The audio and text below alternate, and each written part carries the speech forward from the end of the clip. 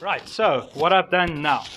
So I have now just quickly these pivot points I have filed out into a slot. So for that means then I can take the rivet, or screw in this case, and it'll be able to slide. Now just ever so slightly. Now by sliding like that, I can now get it to pivot like that. So I can get some side to side movement. So with the filing, that will help with the side to side pivot. Now what I'm going to be doing is, if you see on these, I've got a little bit of cutouts to give it a bit of decorative appeal, and these do not. So what I'm going to do now is I'm going to mark these out so that I can cut them out and give them a bit of a decorative look. So what I do is I just mark it out there, bring it in, and then up here just do the same. Just give it a bit of an edge there to give it a bit of decorative. Now I'm going to cut that out and smooth all of those out. Right, so another step that I've done on these gauntlets so far. So you can obviously finish it off there, you can carry on, add on the rest of the pieces, and that will be fine. But I don't usually do that. I like to go a little bit further and keep it a bit more historical. I've done some file work in here to give it a bit more decorative accents to it. This is authentic. You'll see most of them do have decorative parts there. I've gone and rolled the edge and I've also gone and cut these grooves there by the fluting as it was historically done, and in between those flutes over there. So those grooves just sort of help enhance the fluting itself. You'll see it stands out a bit more after polishing. And so yeah, that's the step now. I'm going to go trim it off now so these all line up on the sides. And then I have also gone ahead and made very fine little buckles that will attach the thumb pieces on. So these will go onto the side here where the thumb attaches on. So these are very dainty little hinges. You can see they're only 15mm wide, and yes, so yeah, so those will be added onto the sides there for the thumb.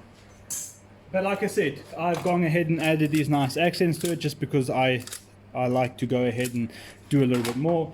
But it's fine if you're going to make them, you can carry on and just go with the plain setup like this. So what I'm going to do now is I'm going to carry on now, put these file works into here for these decorative accents, and roll the cuff on there and trim these pieces up. Oh yeah, and then also put the grind lines in.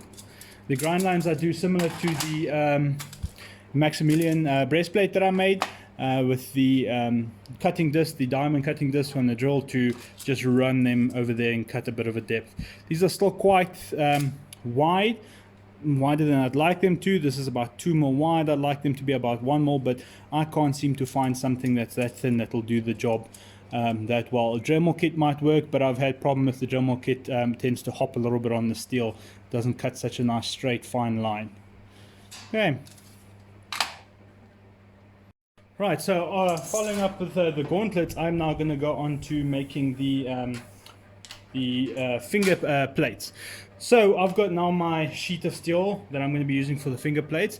One piece of advice that I can give you is these are just going to be straight strips that I'm going to cut out and then cut out into the little finger plates that go onto the gauntlet.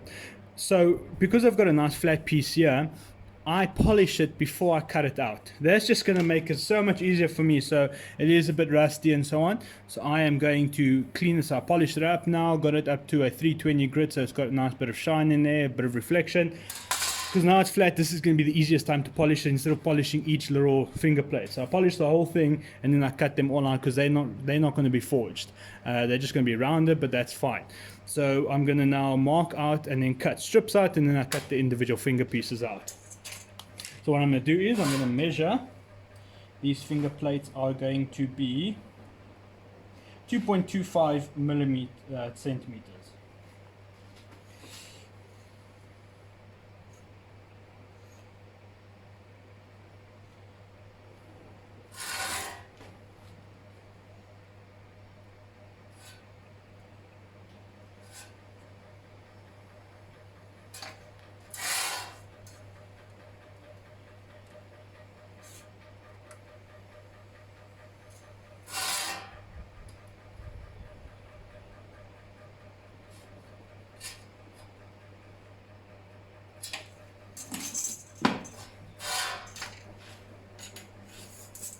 and then make a nice long ruler. Okay.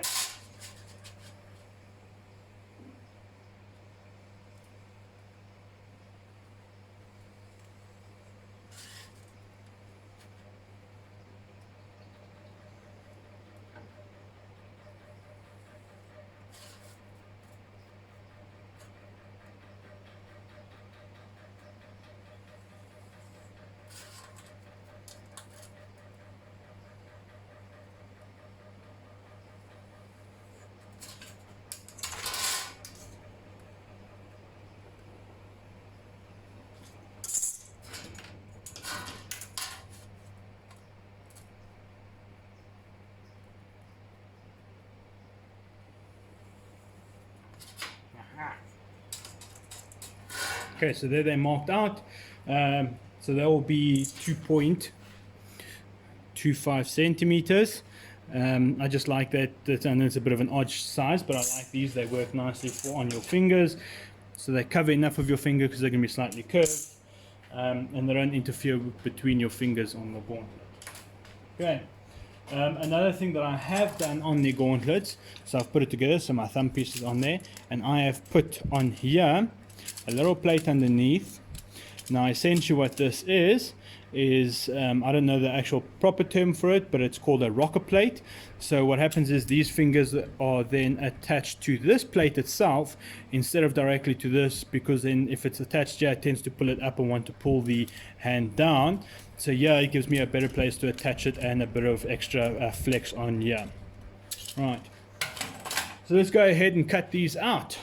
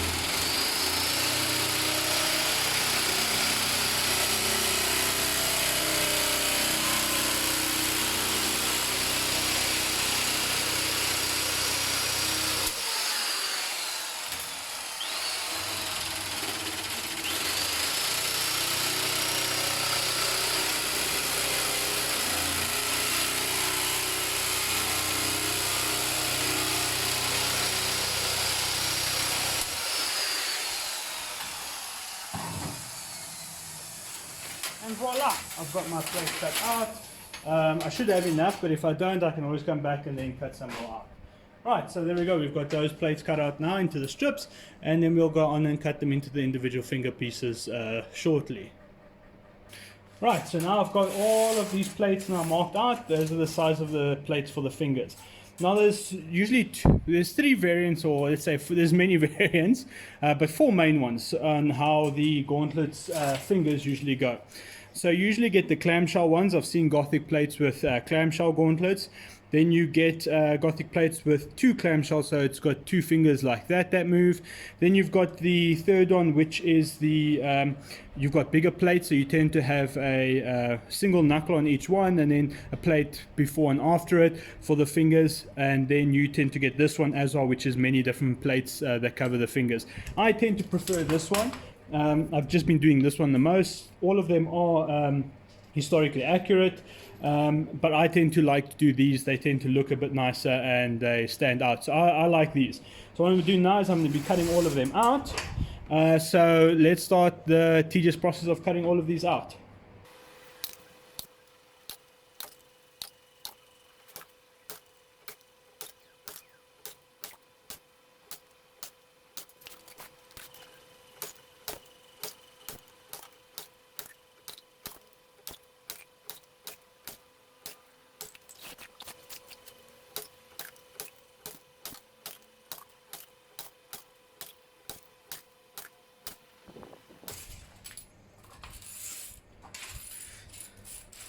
Okay, I'm going to leave those two for now. I think I should have enough. If I don't, I can always go back and cut some more.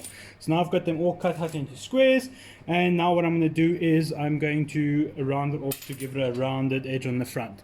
So I'm just going to first mark it out and then give a nice, just cut a curve so it's got a rounded side. Right, so there I've marked it out. I am just going to cut this one out.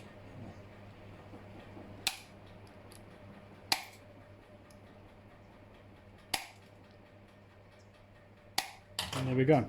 Then what I'm going to do is I'm going to go over to my belt sander and just quickly grind it round, and then just grind off the sharp edges there. So what I tend to also do is just nip the sharp edges off the corners, and there we go. So I'm going to cut all of these out like this, and then I'm going to smooth them off on the belt sander.